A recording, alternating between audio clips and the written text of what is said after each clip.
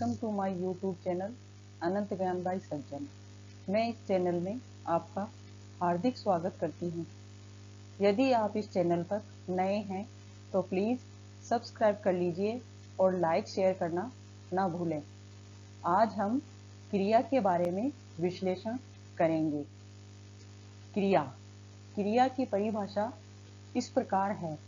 वाक्य में जिस शब्द या जिस शब्द समूह द्वारा किसी कार्य के करने अथवा होने का बोध होता है उसे क्रिया कहते हैं। इसका उदाहरण है, मोहन खाना खा रहा है। इस उदाहरण में, इस वाक्य में मोहन खाना खा रहा है अर्थात वह खाने की क्रिया कर रहा है। दूसरा उदाहरण है, हवा बह रही है अर्थात बहने की क्रिया हो रही है। इसके और भी अनेक उदाहरण हैं, किंतु मैंने यहाँ शॉर्टली आपको बताया है। दोनों उदाहरणों में क्रिया हो रही है। एक खा रहा है, दूसरा बह रही है अर्थात खाने और बहने की क्रिया हो रही है। क्रिया में धातुओं का प्रयोग होता है। अब धातु किसे कहते हैं ये मैं आपको बताती हूँ। क्रिया के मूल रूप को धातु कहते हैं अर्थात इसके उदाहरण हैं, लिख, पढ़, खा, पी, जा, चल, सुन, आ, बैठ आदि। ये शब्द क्रिया के धातु रूप हैं जो मूल शब्द हैं। इन्हीं शब्दों को सामान्य रूप में इस प्रकार व्यक्त किया जाता है। तो इसके सामान्य रूप निम्न प्रकार हैं। मूल धातु में ना प्रत्यय लगाकर प्रयोग किए जाने वाले रूप को क्रिया का सामान्य रूप कहा जाता है, जिसका उदाहरण है पढ़ना। पढ़ धातु का ना लगाकर पढ़ना, लिख धातु का ना लगाकर लिखना, बोल धातु का ना लगाकर बोलना, सुनना, हंसना, भागना, चलना, दौड़ना आदि शब्द सामान्य रूप कहलाते हैं।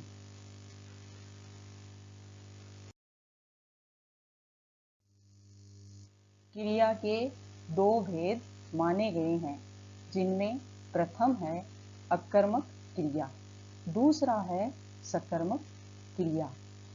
अकर्मक क्रिया की परिभाषा इस प्रकार है। वाक्य में जिस क्रिया का फल कर्म पर न पड़कर कर्ता पर पड़ता है उसे अकर्मक क्रिया कहते हैं अर्थात मनुष्य जो कर्म कर रहा है उस पर जिस शब्द का या जिस क्रिया का प्रभाव पड़ता है वहाँ अकर्मक क्रिया होती है। इसका उदाहरण है, नरेश मैदान में दौड़ रहा है। यहाँ इस वाक्य में दौड़ रहा है क्रिया हो रही है। जो क्रिया कर्ता पर नहीं पड़कर कर्म पर पड़ रही है अर्थात नरेश का कर्म क्या है, दौड़ना अर्थात दौड़ रहा है। यह शब्द सकर्मक क्रिया का उदाहरण है। दूसरा उदाहरण है, चिड़िया उड़ रही है। इस वाक्य में उड़ना क्रिया है जो अकर्मक क्रिया का उदाहरण है, जो कर्ता पर नहीं पड़ रहा अर्थात चिड़िया उड़ रही है। चिड़िया का कर्म क्या है, उड़ना। सकर्मक क्रिया की परिभाषा, जहाँ क्रिया के प्रयोग में कर्म की आवश्यकता होती है उसे सकर्मक क्रिया कहते हैं। इसका उदाहरण है, राम पत्र लिखता है, लड़का बेर खाता है, नौकर पानी भरता है। बाकी अन्य उदाहरण मैंने यहाँ नहीं लिखे हैं, परंतु मैं आपको इसका विस्तृत रूप समझा रही हूँ। इन वाक्यों में लिखना, बेर भरना, आदि क्रियाएं पत्र बेर से संबंधित हैं। सकर्मक क्रिया की पहचान के लिए क्रिया से पहले क्या किसको लगाकर देखा जाता है और उसका जो उत्तर आता है वही कर्म होता है, अर्थात इन क्रियाओं का प्रभाव कर्म पदों पर पड़ता है, वहां सकर्मक क्रिया होती है।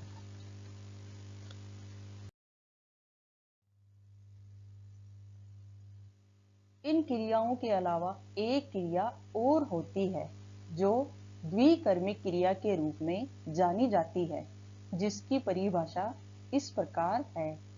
जहां क्रिया के दो कर्म होते हैं, नाम से ही हमें प्रस्तुत हो रहा है द्विकर्मिक अर्थात दो कर्म। जहां क्रिया के दो कर्म होते हैं वहां द्विकर्मिक क्रिया उपस्थित होती है, जिसका उदाहरण है राम ने श्याम को पुस्तक दी।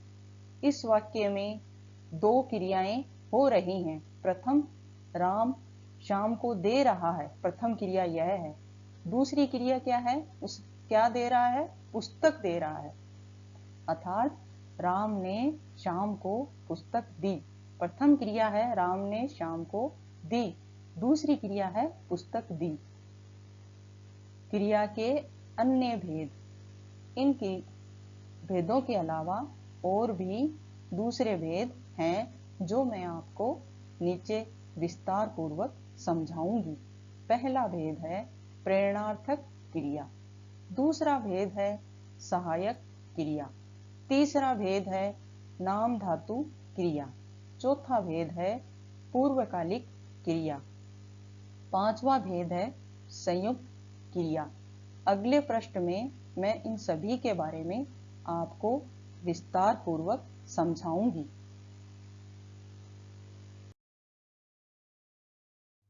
पहला भेद, प्रेरणार्थक क्रिया की परिभाषा। इसमें नाम से ही हमें पता चल रहा है कि इस क्रिया में हम किसी को प्रेरणा देने का कार्य करते हैं। इसकी परिभाषा इस प्रकार है। जहां कर्ता खुद किसी क्रिया को न करके दूसरे को क्रिया करने की प्रेरणा देकर उससे क्रिया करवाता है, अर्थात कर्ता खुद स्वयं उस क्रिया को नहीं करता बल्कि किसी और को उस क्रिया को करने की प्रेरणा देता है, वहां प्रेरणार्थक क्रिया प्रस्तुत होती है।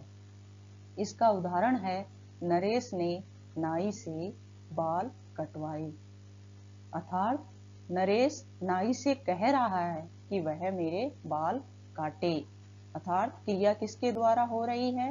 नाई के द्वारा। क्या हो रही है? बाल कटवाने की। इसमें नाई और कटवाए दोनों शब्द प्रेरणार्थक क्रिया के उदाहरण हैं। सभी प्रेरणार्थक क्रिया सकर्मक क्रिया होती हैं, अर्थात सभी प्रेरणार्थक क्रियाओं का फल कर्म पर सीधा पड़ता है। दूसरा भेद है सहायक क्रिया की परिभाषा। मुख्य क्रिया के अर्थ को पूरा करने में सहायता करने वाला शब्द सहायक क्रिया कहलाता है, अर्थात मुख्य क्रिया के अर्थ को पूरा करने में सहायक शब्द हमारे लिए सहायक क्रिया कहलाता है। इसका उदाहरण है मैं गया हुआ था, अर्थात इस शब्द में हिंदी में सहायक क्रियाओं का योग बड़ा व्यापक है। इनमें कुछ क्रियाएं हैं डालना, देना, देना, खाना, पीना आदि। ये सभी क्रियाएं मुख्य क्रिया के रूप में प्रयुक्त होती हैं, लेकिन इन क्रियाओं को पूरा करने के लिए हम एक वाक्य का निर्माण करते हैं। इसमें सहायक क्रिया है हुआ, लेकिन इस शब्द का प्रयोग करने के लिए वाक्य हुआ है मैं गया हुआ था।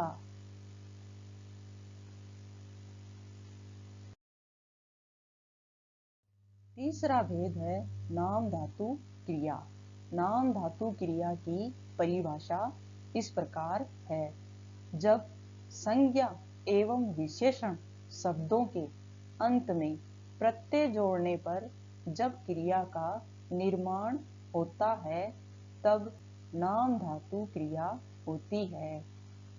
अर्थात संज्ञा एवं विशेषण शब्दों के अंत में दूसरा शब्द जो प्रत्यय के नाम से प्रसिद्ध है वह जोड़ने पर जब क्रिया का निर्माण होता है वहां नाम धातु क्रिया होती है।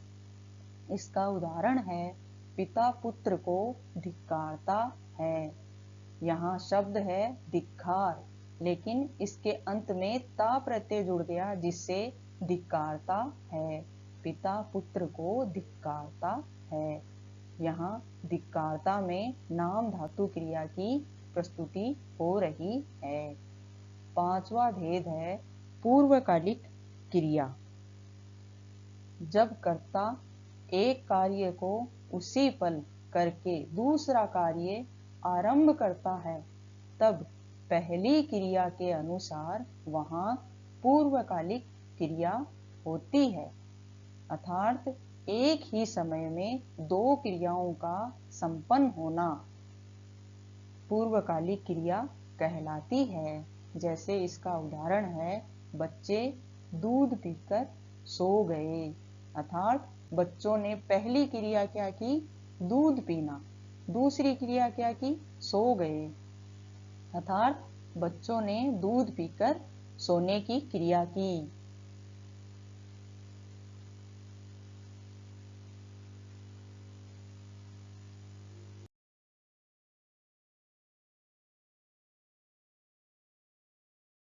पांचवा भेद है संयुक्त क्रिया की परिभाषा।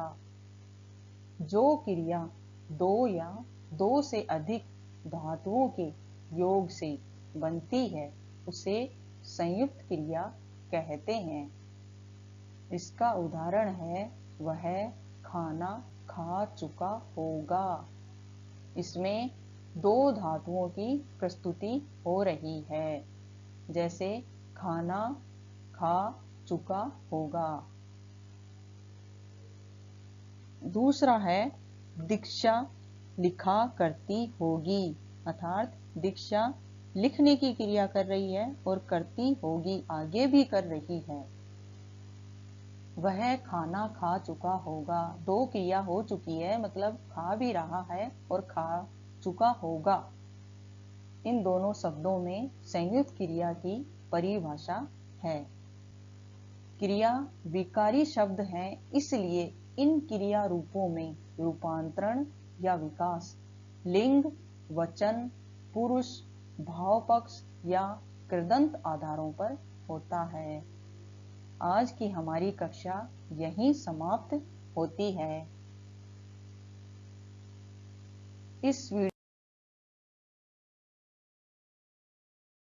को देखने के लिए आपका बहुत बहुत धन्यवाद। Thanks for watching this video and please like, share this video and subscribe to my channel and press the bell icon button so latest video and now धन्यवाद।